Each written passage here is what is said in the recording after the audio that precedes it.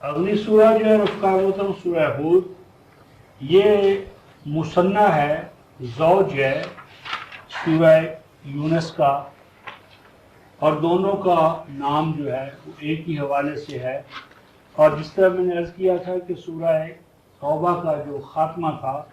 اس پہ آیا تھا کہ اے انسانوں قد جاءکم رسول، رسول آئے من انفسکم، اور وہ رسول ان کے اوصاف کیا ہیں؟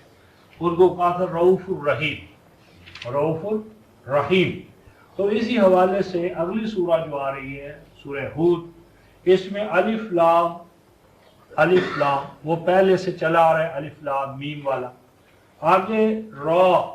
اس پر جو ڈبل را ہے نا، کھڑا الف، تو یہ معنی ہے دو را، اور یہ ہے رؤوف الرحیم، رؤوف الرحیم۔ تو سورہ یونس توبہ کا جو خاتمہ تھا وہ رسول کی رؤوفیت اور رحیمیت کے حوالے سے تھا، تو اسی رؤوفیت اور رحیمیت کو آگے چلایا ہے۔ اور دوسری بات یہ ہے کہ سورہ یونس کی آیت 108 اور 109 میں جو حق تھا کہ قل یا ایھا الناس قد جاءکم الحق من ربکم، حق تمہارے پاس آ گیا ہے، وہ حق کس شکل میں آیا ہے؟ انسان کی شکل میں آیا ہے، کلام کی شکل میں آیا ہے۔ کلام ہے تو وہ کلام لفظی ہے، کیا کس حیثیت میں آیا، کس شان سے آیا ہے، کس صورت میں آیا ہے، کس سیرت کے حوالے سے وہ آیا ہے؟ حق۔ تو اگلی سورہ جو ہے یعنی سورہ ہود، وہ سورہ یونس کی آیت 108 اور 109 جو ہے یہ اسی کی اساس پر قائم ہے، یعنی سورہ یونس کی آیت 108 اور 109 بیج ہے، اور اس بیج سے پوری سورہ ہود جو ہے وہ ہمارے سامنے آئے گی۔ تو یعنی بسم اللہ الرحمن الرحیم، الف لام را، اے نبی امین، لین القلب، رؤوف الرحیم، کتاب احکمت آیاتہ، وہ ماقبل جو الحق جس کا ذکر ہوا تھا وہ کہ الحق و کتاب،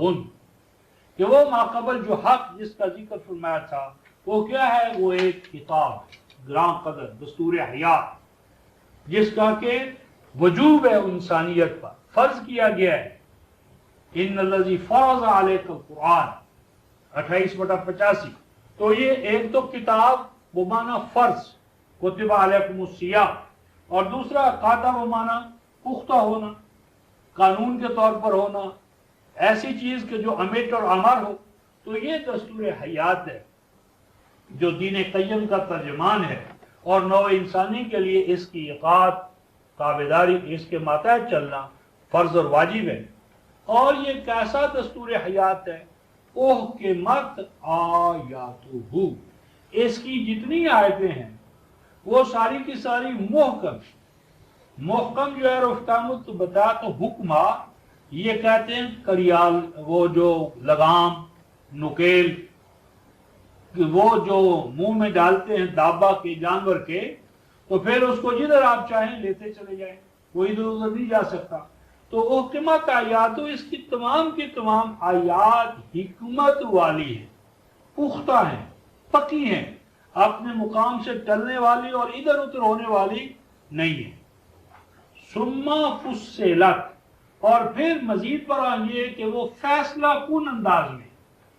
فیصلہ کن انداز میں، فصلت فیصلہ کن انداز میں ہے، اور ان کو محکم اور فیصلہ کن کس نے بنایا ہے؟ من لدن حکیم خبیر، اس ذات کی جانب سے جو ہر چیز سے باخبر اور اس کی اتھاہ گہرائیوں سے پوری طرح آگاہ ہے۔ اب یہ جو رفتان محترم ہے کتاب احکمت آیات، تو اس کو اگر آپ 3، 6، 7 جو پہلے آیا کہ کتاب ہے محکم اور متشابہ، تو جس سے معنی لیتے ہیں کہ اس کے اندر بعض محکم بعض متشابہ۔ اب یہاں آ گیا کہ سب آیات محکم، اور آگے چاہ کر 39/23 میں آئے گا کہ پوری کی پوری کتاب متشابہ ہے، متشابہ مثانیہ۔ تو اس کا مطلب یہ ہے کہ یہاں پر محکم متشابہ کا مفہوم وہ نہیں ہے جو ہمارے ذہنوں میں مذہبی روایات کے زیر اثر ڈالا گیا ہے، یعنی شبہ والی۔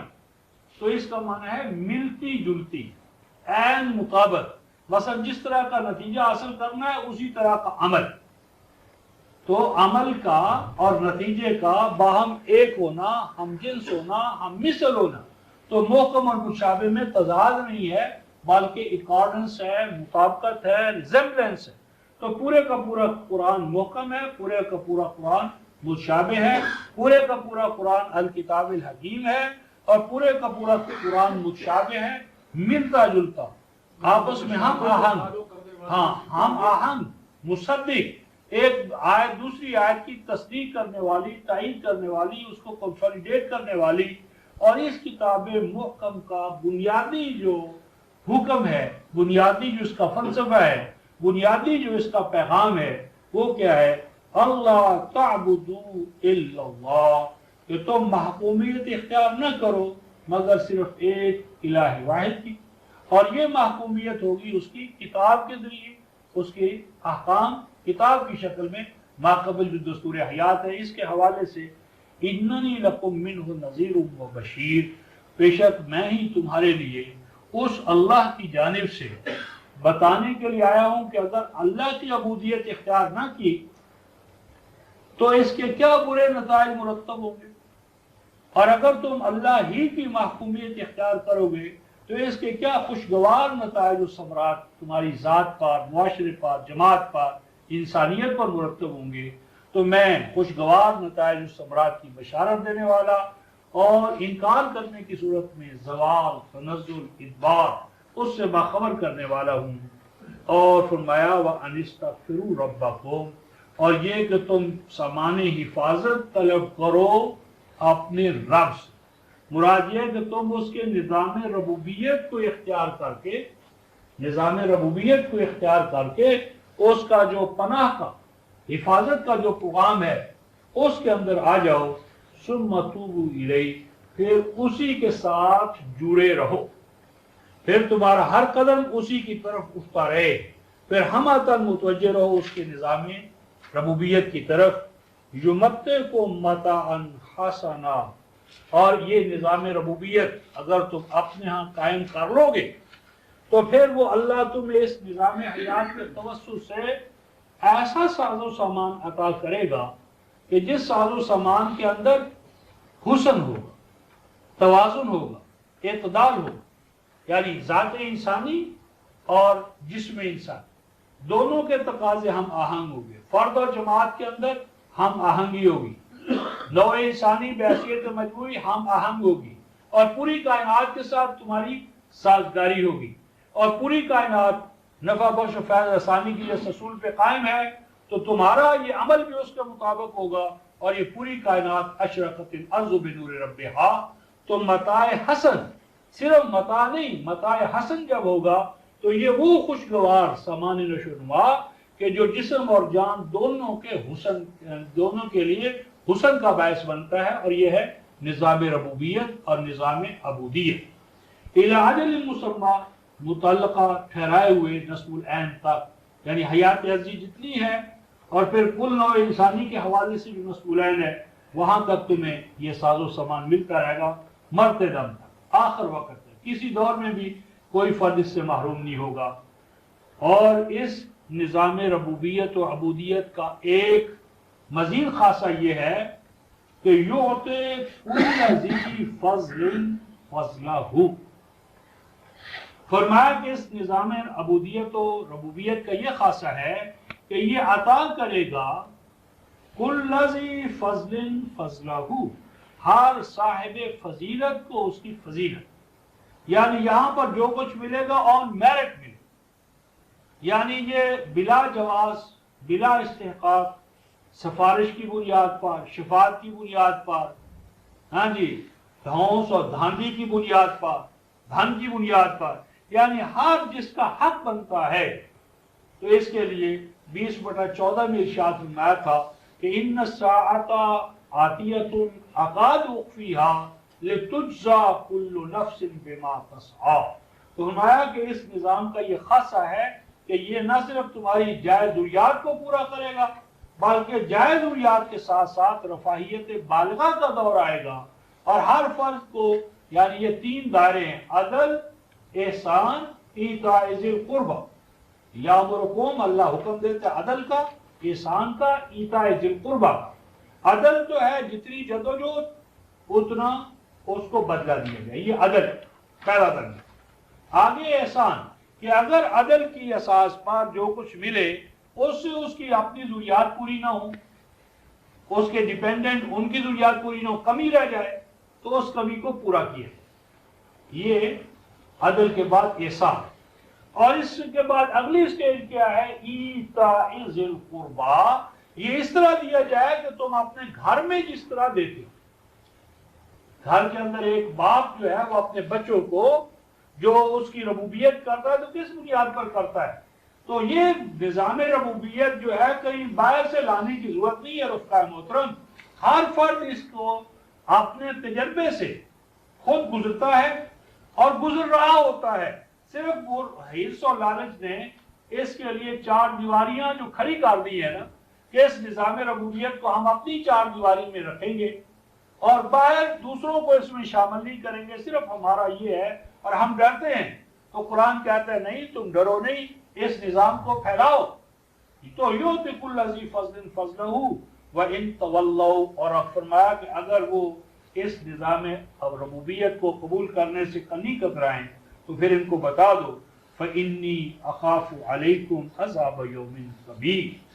فرمایا کہ پھر اگر یہ اس نظام ربوبیت کو تم نے ترک کیا تو پھر میں ڈرتا ہوں اس بات سے کہ تمہیں بڑے دن کا عذاب نہ پکڑ لے۔ مراد یہاں پر یہ ہے کہ پھر میری تیری کا جو نظام آئے گا نا، اس میں کسی فرد کو اطمینان حاصل نہیں ہوگا۔ ہر فرد جو ہے وہ لاکھ پتی، کروڑ پتی، ارب پتی بھی کیوں نہ ہو جائے، وہ خوفی کی حالت میں رہے گا۔ اس کے اندر کبھی بھی وہ سحری کا نظام نہیں آئے گا، ہر فرد بھوکا ہوگا، بڑے سے بڑا اس کی بھوک کا دائرہ وسیع ہوگا، لوٹ مار کا دائرہ وسیع ہوگا۔ ہر طاقت والا جو ہے وہ دوسرے کو لوٹ کر اس کا استحصال کر کے اور بڑا ہونے کی کوشش کرے گا۔ تو ویشیس سرکل، کوئی بھی فرد محفوظ نہیں ہوگا۔ الی اللہ مرجعکم، فرمایا کہ اگر تم اس نظام کو قبول نہ کرو تو بھی بہرحال مقافات عمل کے تحت تمہیں اس کے قانون کی طرف، اس کی ذات کی طرف آنا تو لوٹنا تو پڑے گا۔ وَهُوَ عَلَى كُلِّ شَيْءٍ قَدِيرٌ،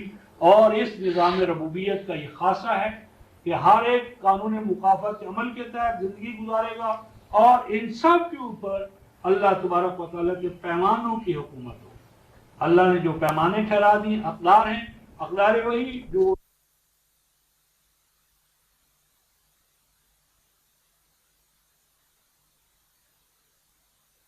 انہم یسنون صدورہم، فرمایا کہ نظام ربوبیت سے کنی کترانے والوں کو بتا دو، اللہ خبردار کرو، خبردار ہو جاؤ کہ اگر انہوں نے تولا یعنی اگر بیک آؤٹ ہوئے، نظام ربوبیت انہوں نے قبول نہ کیا، تو آگاہ رہو کیا ہوگا؟ یسنون صدورہم، ذات انسانی میں شگاف پڑ جائے، ذات انسانی میں، جسم انسانی میں سنویت آ جائے گی، جسم کے تقاضے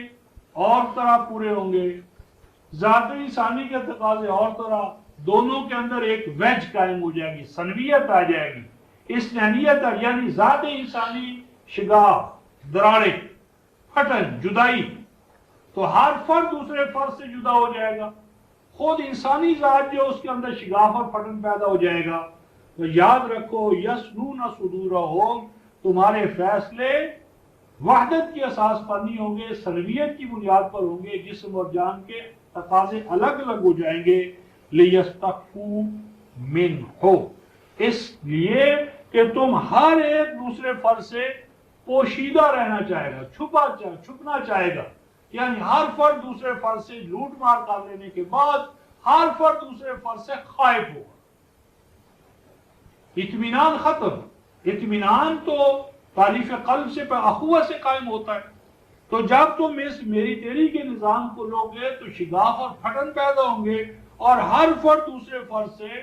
بچاؤ چاہے گا، تحفظ چاہے گا، یعنی غیریت ہوگی، سیلف الینیشن، ہر فرد دوسرے فرد کا غیر ہو جائے گا، اور بعضکم لبعض عدو الا حین یستغشون ثیابہم، یعلم ما یسرون وما یعلنون. لوگوں سن لو کہ ہین یستخشون ثیابہم، کہ جب تم اس اسنینیت کو، سنویت کو چھپانے کے لیے اپنے اوپر بڑے بڑے لباس پہنو گے.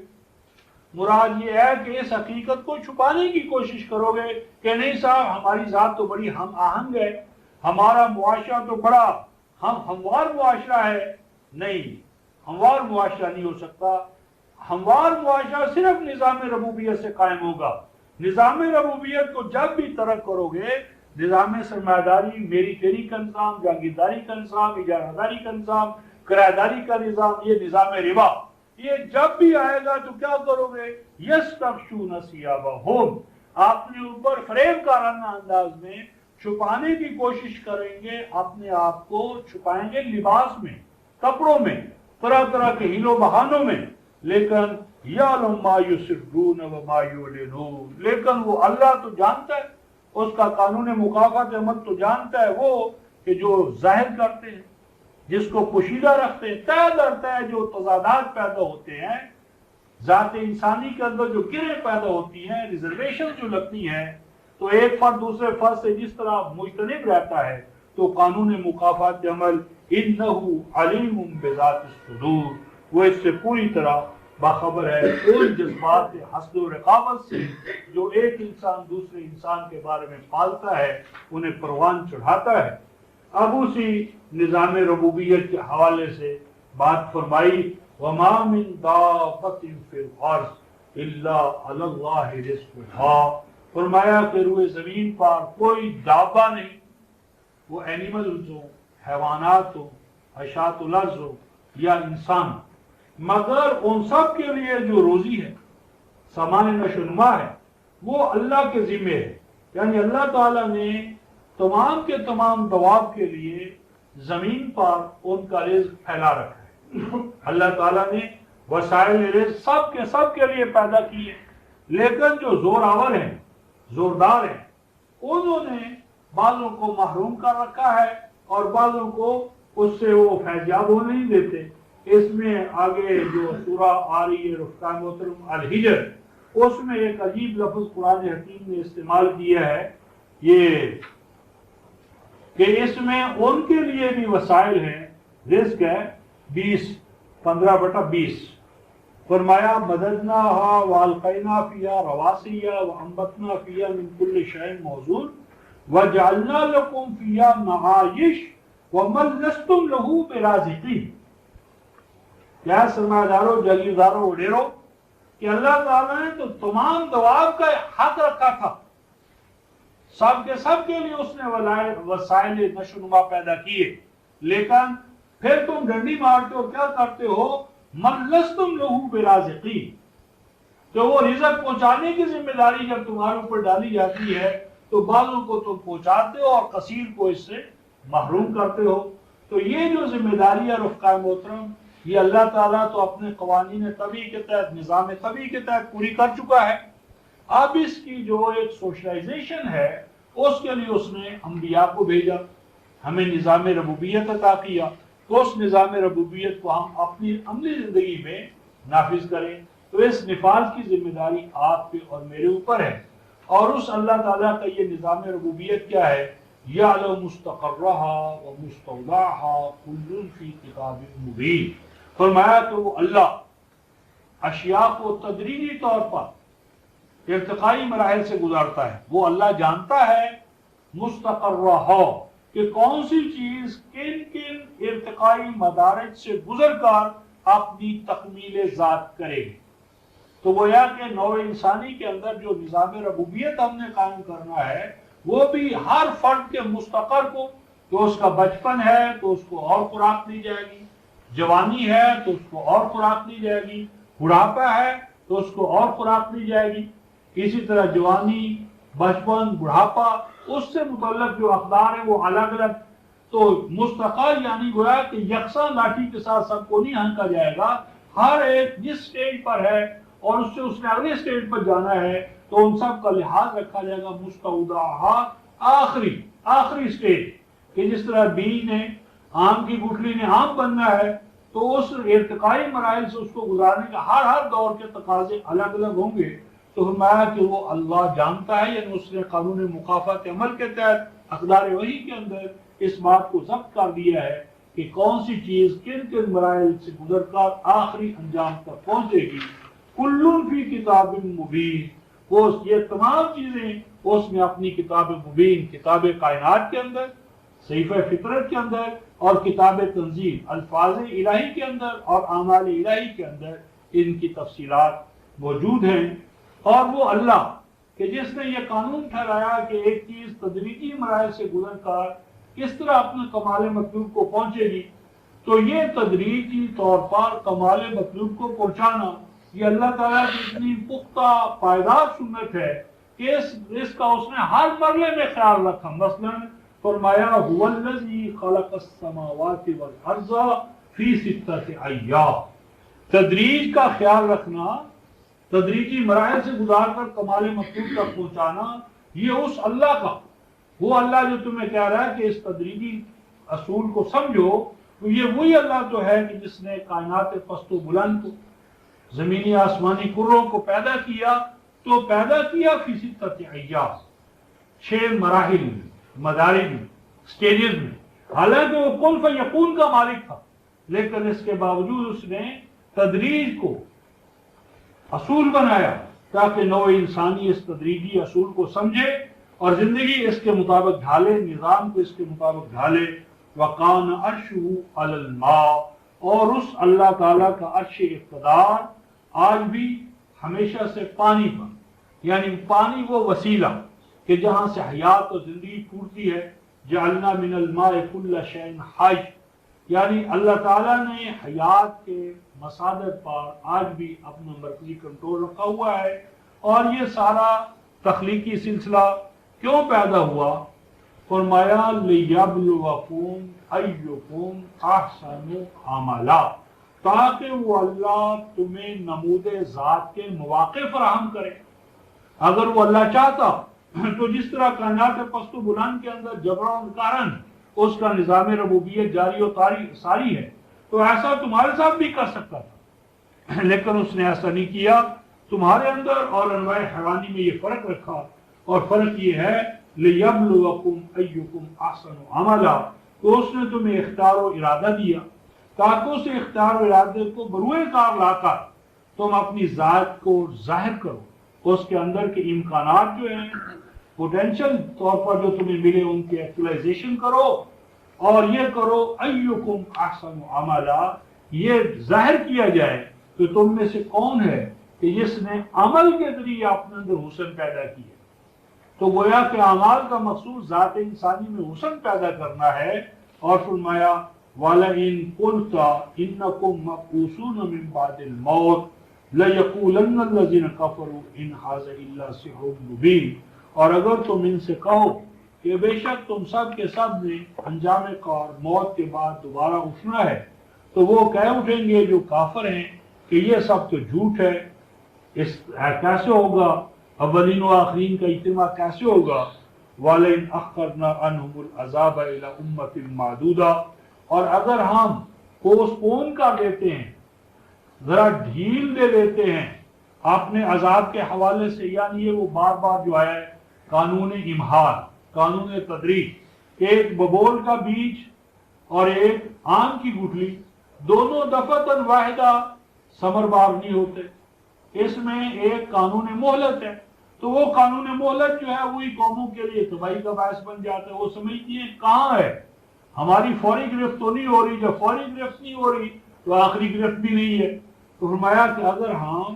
مؤخر کرتے ہیں، پوسٹپون کرتے ہیں، ذرا بعد میں لاتے ہیں، وہ عذاب جو قانون مکافات عمل کے نتیجے میں لازم مرتب ہو کر رہتا ہے کچھ دیر کے لیے، الی امہ، کچھ دیر کے لیے، جو گنی چنی ہوتی ہے، نپے تلے پیمانوں کے تحت وہ وقفہ ہوتا ہے، اور وہ وقفہ آہستہ آہستہ گزر جاتا ہے. لَيَقُولَنَّ، تو وہ کہہ اٹھتے ہیں، مَا يَحْبِسُهُ، وہ عذاب دفعتاً واحدہ ہمارے اوپر کیوں نہیں آ جاتا، کس چیز نے اس کو روکا ہوا ہے. کہو الا، یاد رکھو، یوم یاتیہم لیس مصروفا عنہم، جب وہ پھر وقفہ گزر جاتا ہے मोहलत का वक्फा। तो फिर वो कानून मुकाफात अमल जब जिंदा और मरी शक्ल में सामने आ जाता है, महसूस और मरी शक्ल में, तो फिर वो किसी के टाले नहीं टला करता। वह हाका बिहिम मा कालू बिही यस्ताज़िऊन, और कानून मुकाफात अमल का मजाक उड़ाने वाली कौमें अंजाम कार घिर जाती हैं उन आमाल बद के नताज और समरात में कि जिनका वो पहले मजाक उड़ाया करते थे। और फरमाया कि इंसान का तो ये बोदापन है, ये वो इंसान है जो सरमायादाराना निज़ाम में पलता और बढ़ता है, जिसके अंदर कोई जात की तामीर नहीं होती, वो एक्टिव अबख्त व इत्तेफाक की पैदावार होता है। तो फरमाया वाला इन अज़क़नल इंसान मिन्ना रहमतन सुम्मा नज़अनाहा मिन्हु इन्नहु लयऊसुन कफूर। फरमाया इंसान, जिस तरह मैंने कहा आली इंसान, कोल का कोल इंसान नहीं, ये पर्टिकुलर इंसान है, वो इंसान कि जो निज़ाम रबूबियत की बजाय निज़ाम सरमायादारियत में मेरी और तेरी के निज़ाम में जो बनता है, पलता है, बढ़ता है, जवान होता है, ये उस इंसान की बात है, ना कि वो इंसान जो अक़दार वही के मुताबिक ढलता है और पलता है और कुर्बान चढ़ता है। तो इसका ये हाल है कि अगर इसको कोई खुशगवारी हासिल हो जाती है, फिर वो खुशगवारियां हम अपने कानून तबी के तहत वापस ले लेते हैं, इन्नहु लयऊसुल कुफूर, तो फिर वो सरापा मायूसी बन जाता है, सरापा नाशुक्र हो जाता है। और अगर हम इसको कोई खुशगवारियां चखाते हैं बाद इसके कि इसको मुश्किलात ने घेरा होता है, तो फिर लयक़ूलन्ना, तो फिर यूं कहने लगता है या कह उठता है, ज़हबत सय्यात अन्नी, मेरी तमाम मुश्किलात मुझसे दूर हो गई, इन्नहु लफ़रहुन फ़ख़ूर, तो फिर उस पे फराह शादा होता है। और वो जो यानी इसको खुशगवारियां हासिल होती हैं उनको अपनी जात तक महदूद कर लेते हैं, यानी जो चीज होती है उसे बख्त व इत्तेफाक कहता है, उसको ये नहीं मानता कि इसके पीछे कोई कानून है, निज़ाम है, और उस निज़ाम की खिलाफ वर्जी से सय्यात आती हैं और उस पर चलने से खुशगवारियां हासिल होती हैं। दोनों चीजों को बख्त व इत्तेफाक करार देता है और मजीद बड़ा जुल्म यह करता है कि जब खुशगवारियां इसे हासिल हो जाती हैं तो उसे अपनी जात के लिए महदूद कर लेता है, और जब सय्यात आती है तो उसकी जिम्मेदारी दूसरों पर डालता है। सूरह अल फज्र कि जब मुश्किलात आती हैं तो कहता है इसका फलां बायस है, फलां है, फलां है, और जब दूसरी खुशगवारियां होती हैं तो उस वक्त दूसरों को हिस्सेदार नहीं बनाता, उस वक्त सब के सब को अपनी जात के लिए समेट लेता है। लेकिन इल्लल्लज़ीना सबरू व अमिलुस सालिहात, ये जो मैंने अर्ज किया था कि ये आल इंसान तमाम के तमाम नहीं है,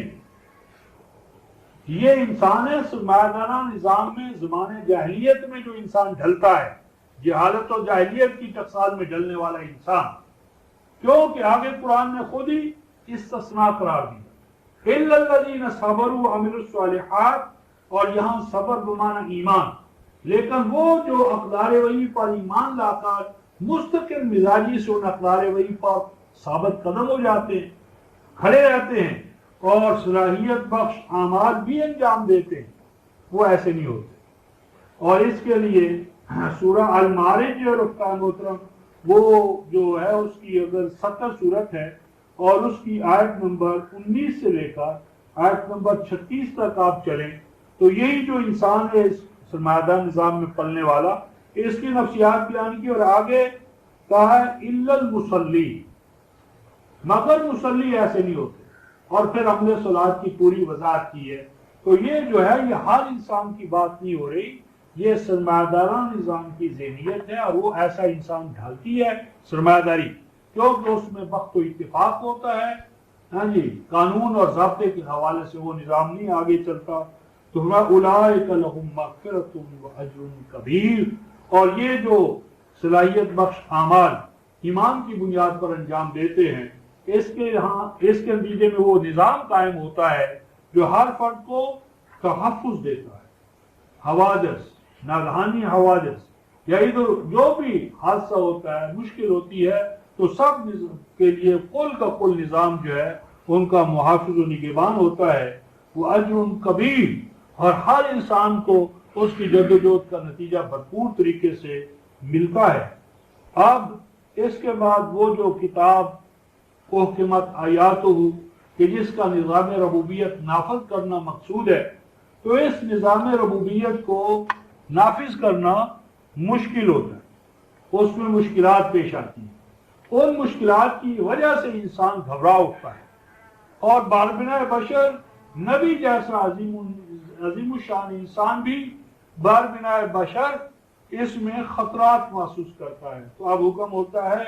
فَلَعَلَّكَ تَارِكٌ بَعْضَ مَا يُوحَىٰ إِلَيْكَ وَضَائِقٌ بِهِ صَدْرُكَ، فرمایا شاید ہو سکتا ہے، بالبناء بشر ہو سکتا ہے شاید کہ آپ چھوڑ دیں بعض ان چیزوں کو کہ جو آپ کی طرف وحی کی گئی ہے۔ اس سے سب سے پہلے تو ہے توحید، توحید کے مطابق منادی، اور شرک کے خلاف منادی، اور نظام ربوبیت کی منادی، اور ذائقم بھی صدرک، اور اس اعلان توحید سے اور اس اعلان قیام نظام ربوبیت سے آپ کا دل دماغ کچھ تنگی محسوس کرے، اور بالخصوص اس بات سے یہ چیز یہ تنگی کا باعث بنے کیا اَن یقولوا کہ وہ کہیں، وہ اعتراض کریں، کیا کریں کہ لولا انزل علیہ کنز، ایسا کیوں نہیں ہوا کہ جو یہ نظام ربوبیت لانا چاہتا ہے تو اس کے پاس ڈھیروں ڈھیر خزانہ کیوں نہیں ہے، یہ کوئی سرمایہ دار کیوں نہیں ہے، جاگیردار کیوں نہیں ہے، جس طرح دوسرے مقام پر فرمایا 43/31 میں کہ لولا انزل ھذا القرآن علی رجل من القریتین عظیم، یا 25/8 میں فرمایا ایسا کیوں نہ ہوا کہ اس نظام ربوبیت کا ترجمان کوئی جاگیردار ہوتا کہ جس کے پاس باغات ہوتے، یاکل منہا، خود بھی کھاتا اور اپنے ماننے والوں کو بھی کھلا دیتا۔ تو اگر رفقائے محترم وہ بہت بڑا مالدار ہوتا تو کہتا کہ جو کچھ ہو گیا یہ تو اس کے مال کی وجہ سے ہوا ہے، یہ بہت بڑا جاگیردار تھا تو بہت بڑی جاگیروں نے اس کا یہ کام کر دی ہے۔ تو قرآن کے نظام کا آن میرٹ جو نتائج و ثمرات آن میرٹ پیدا ہوتے وہ پھر بھی مشکوک ہو جاتے۔ تو بہرحال ان کا اعتراض یہ تھا کہ ایک تو اس کے پاس خزانے نہیں ہیں، مالدار نہیں ہے،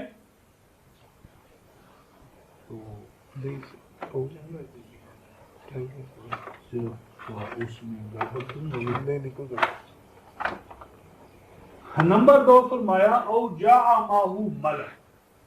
اور نمبر 2 یہ ہے کہ ایک تو خزانے نہیں اس کے پاس، نمبر 2 یہ ہے کہ اس کی حفاظت کے لیے کوئی باڈی گارڈ نہیں ہے،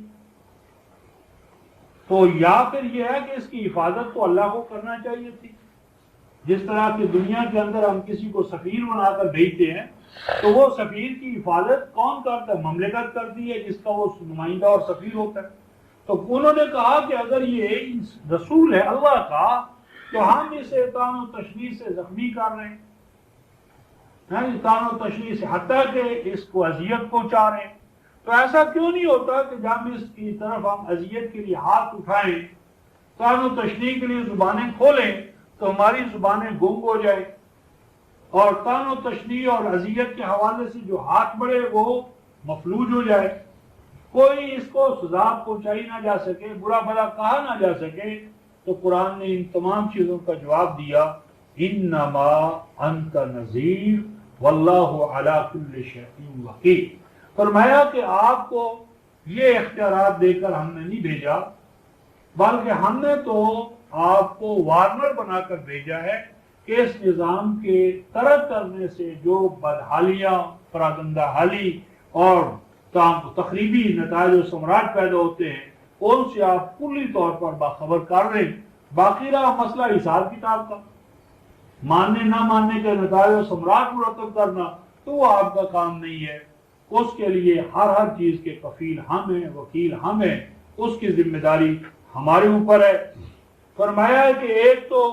یہ ان کا کہنا ہے کہ اس کے پاس خزانے کیوں نہیں، اور سپر نیچرل وے سے اس کی حفاظت کرنے والا کوئی کیوں نہیں ہے، اس کا جواب دیا۔ اب آگے ہم یقولو، یا ان کا یہ کہنا ہے، کیا کہنا ہے؟ افتراء، کہ یہ قرآن خود اس نے گھڑا ہے اور اس کو گھڑ کر اللہ کی طرف منسوب کر دیے۔ جس طرح کہ پہلے سورہ یونس کی آیت نمبر 38 میں یہ گزر چکا ہے، 36 سے 38 تک، پھر پہلے بقرہ میں گزر چکا ہے آیت نمبر 23 اور 24 میں. تو آپ قرآن کہتے ہیں کہ یہ، یا ان کا یہ کہنا ہے کہ ہم قرآن کو اس لیے نہیں مانتے کہ یہ اللہ کا کلام نہیں ہے بلکہ اس کا اپنا گھڑا ہوا ہے. تو پھر شاذنا قل، ان سے کہو فاتو بعشر سور مثلہ مفتریات، فرمایا کہ تم بھی بنا لو اس قرآن جیسی 10 صورتیں اور مفتریات گھڑی ہوئی اور گھر کار بنا کر ساختہ پرداختہ تمہارا ہو اور اسے اللہ کی طرف منسوب کرو. اب یہاں ایک تو نقطہ یہ ہے رفتہ محترم کہ یہ 10ویں سورہ ہے، 11ویں سورہ ہے، اور 11ویں سورہ میں 10 صورتوں کا مطالبہ کیا گیا. اس کا مطلب ہے کہ اس سورت سے پہلے 10 صورتیں دی جا چکی، یعنی 11ویں سورہ میں قرآن حکیم نے 10 صورتوں کا مطالبہ کیا ہے. اس کا مطلب ہے کہ قرآن کی ترتیب جو ہے یہ الہی ترتیب ہے. یعنی اگر پہلے سورہ ایک گزری تھی تو ایک ہی کا مطالبہ کیا، سورہ البقرہ دوسری سورہ میں ایک سورہ یعنی الحمدللہ رب العالمین سورۃ الفاتحہ، اس میں جو ربوبیت عالمینی کا نظام اور اس کی قدریں اور ویلیوز جو متعین کی ہیں اس کے اثر، اور 11ویں سورہ میں مطالبہ کیا 10 کا. تو گویا کہ 10 صورتیں پہلے گزر چکی ہیں، تو ان 10 صورتوں کے اندر جو تعلیمات، جو حقائق، جو اقدار ہم نے متعین کیے ہیں، ان اقدار کو اپنے مقام سے ہٹا دو، ان اقدار سے بہتر اقدار لے کر آؤ. اور فرمایا کہ وَادُوا مَنِ اسْتَطَعْتُم مِّن دُونِ اللَّهِ إِن كُنتُمْ صَادِقِينَ، اور پھر بلا لو، پکارو، مدد کے لیے لے آؤ جن کو تم لا سکتے ہو اللہ کے سوا، اللہ کو چھوڑ کر جن ادبا کو، حکما کو، فلاسفرز کو، لاگیورز کو مدد کے لیے بلا سکتے ہو سب کو بلا لاؤ. اور آگے ارشاد فرمایا فَإِن لَّمْ يَسْتَجِيبُوا لَكُمْ، یہ عجیب بات، یستجیبوا لکم، لکا نہیں کہا کیونکہ خطاب تو رسول کے حوالے سے ہو رہا تھا، لیکن رسول کا جو خطاب ہے وہ یہاں پر آ کر لکم ہو گیا، لکم. اس کا یہ معنی ہے کہ یہ خطاب جو بظاہر نبی پاک صلی اللہ علیہ وسلم کے حوالے سے ہے، اس کی امین اور محافظ تا قیام قیامت پوری امت مسلمہ ہے، پوری امت مسلمہ ہے. اس لیے لکم کہا ہے، یعنی اس چیلنج کا تعلق صرف نبی پاک صلی اللہ علیہ وسلم کی حیات طیبہ کے ساتھ نہیں ہے کہ لکا ہوتا، لکم کہ اے امت مسلمہ، اے قرآن والو، ہر دور میں تم ڈنکے کی چوٹ یہ اعلان کرو اور تمہیں وہ قطعاً جواب نہیں دے پائیں گے. کیوں؟ اس لیے فَاعْلَمُوا جان لو انما انزل بعلم اللہ، کہ جو کچھ اس قرآن میں آیا ہے یہ تو علم الہی کا مظہر ہے. تو جو مصنوعات میں دیکھ لیں رفقان محترم، اللہ کی مصنوع مچھر ہے، تو مچھر کا پر تمام روئے زمین کے سائنٹسٹ نہیں بنا سکتے. ایک گرینری، ایک سبز پتا اور سبز پتے کی جو لائن ہے اس جیسے، یعنی کائنات فطرت کی چھوٹی سے چھوٹی جو مصنوع ہے اللہ کی، وہ اپنی ذات میں لا مثال ہے. اس جیسا گویا پتا بھی منوان اس حوالے سے نہیں بنانا ممکن. تو جو کائنات فطرت میں ورک آف گاڈ میں اگر مکھی اور مچھر کا پر انسان بنانے سے عاجز ہے، تو جو ورک آف گاڈ میں کے بعد ورڈ آف گاڈ میں جو اللہ کا شاہکار ہے، جو علم الہی کا مظہر عطم ہے، اور جو رہتی دنیا پر حجت من بعد الرسول ہے، اس کا بدل اور ثانی پیدا کرنا یا اس کو اپنے مقام سے ہٹانا یہ کس طرح ممکن ہے؟ تو میں کہ اللہ پر اعتماد کرتے ہوئے ڈنکے کی چوٹ کو اور یقین رکھو انما انزل بعلم اللہ. اور اس کے ساتھ 25/6 میں ارشاد فرمایا کہ یہ قرآن اس ذات کی طرف سے نازل ہوا ہے، یعلم سر فی السماوات والارض، کائنات پست و بلند میں جو بھی حقائق مستور تھے، پوشیدہ تھے، उन सब का मजहर और तर्जुमान बनकर ये कुरान नाजिल हुआ है। वअन्नहु वल्ला इलाहा इल्लाहु फहल अंतुम मुस्लिमून। और इस कुरान का नुक्ता मास्का क्या है, इसकी दावत क्या है, जो इल्म इलाही का मजहर आतम है, फरमाया वो ये है कि कानून सिर्फ एक अल्लाह का, हाकमियत सिर्फ एक अल्लाह की, हाजत रवाई मुश्किल कुशाई सिर्फ एक अल्लाह की। फहल अंतुम मुस्लिमून, क्या हो तुम इसको कबूल करने वाले। फरमाया कि गौर करो, मन काना युरीदु हयात दुनिया, फरमाया कि उस अल्लाह का ठहराया हुआ कानून ये है कि जो कोई हयात दुनिया यानी एनिमल लाइफ और उसकी जीनत व ज़िबाश चाहता है, तो हम अपने कवानीन के तहत उनके अमाल के नताज व समरात उनको लौटा पूरा उनके नताज व समरात दे देते हैं, और किसी हवाले से इसमें हम कोई कमी नहीं करते। लेकिन इन लोगों का हाल ये होता है कि ज़ात इंसानी के हवाले से, अल-आखिरा का माना ज़ात इंसानी के हवाले से, उसकी नशोनुमा के हवाले से उन्होंने कोई काम किया ही नहीं है कि उनको कोई अजर मिले, बल्कि हयात दुनिया के हवाले से जो किया वो भी अंजाम कारीन के लिए आग, नाकामी और नामुरादी। वहाबित मा सनऊ फीहा, और इस हवाले से जो कुछ अमाल अंजाम देते हैं वो धरती का माल धरती पर रह जाता है। वह बातिल मा कानू यामलून, और जो कुछ दूसरे मुकाबले के हवाले से करते हैं वो हक को नाकाम करने के लिए वो भी अंजाम कार नाकाम साबित होता है। इनसे पूछो कि वो ज़ात, वो रसूल जो बय्यिना पर कायम हो, बय्यिना से मुराद वही के दलाइल और शवाहिद पर कायम हो, और या ये कि नबूवत से पहले भी वो अपने ज़ाती गौर व खौज से, अपने ज़ाती मुशाहदे से, अपने ज़ाती तजर्बे से, वो अपने वक़्त का जो इल्म होता है, कुव्वत इस्तिदलालिया होती है, कुव्वत इदराकिया होती है, वो अपने लेवल पर या अपने हमअसर अफराद में वो एक नुमायां फर्द होता है। वो दलाइल व बय्यिनात पर पहले भी कायम हो चुका होता है। वह यतलू व शाहिदुम मिन्हु, फिर अल्लाह ताला की तरफ से वही आने वाली उसके लिए मजीद मुसद्दिक और मुअय्यद, और उस जिन नताइज फिक्रिया तक वो पहुंचा है उन पर मजीद वो दलाइल और शवाहिद का एक अंबार लगा देने वाली हकीकत होती है। वह बिन कबल ही किताब मूसा इमाम व रहमा, और इस नबी मुसद्दिक से पहले अल्लाह की किताब जो उसने मूसा पर नाजिल की थी वो इमाम और रहमत। तो अब गोया कि कुरान इमाम और रहमत है, इससे पहले किताब मूसा इमाम और रहमत थी। और ये सिर्फ एक नबी के हवाले से खास बात नहीं है, एक इंडिविजुअल के हवाले से बात नहीं है। उलाइका युमिनून बिही, उलाइका इसमें इशारा जमा है, तो इसका मतलब है कि वो तमाम अफराद जो अपने वक़्त का जो इल्म है, साइंस है, बय्यिना है, उस पर कायम हो, और फिर उसके साथ साथ वो दलाइल व बय्यिनात जो बरबिनाए वही उनको अता किए गए हैं, उनको भी वो मास्टरली कबूल करें, उन पर भी वो जम जाएं, कायम हो जाएं। उलाइका युमिनून बिही, वही हैं जो दरअसल सही माना में कुरान पर ईमान लाने वाले हैं। और फरमाया कि जो कोई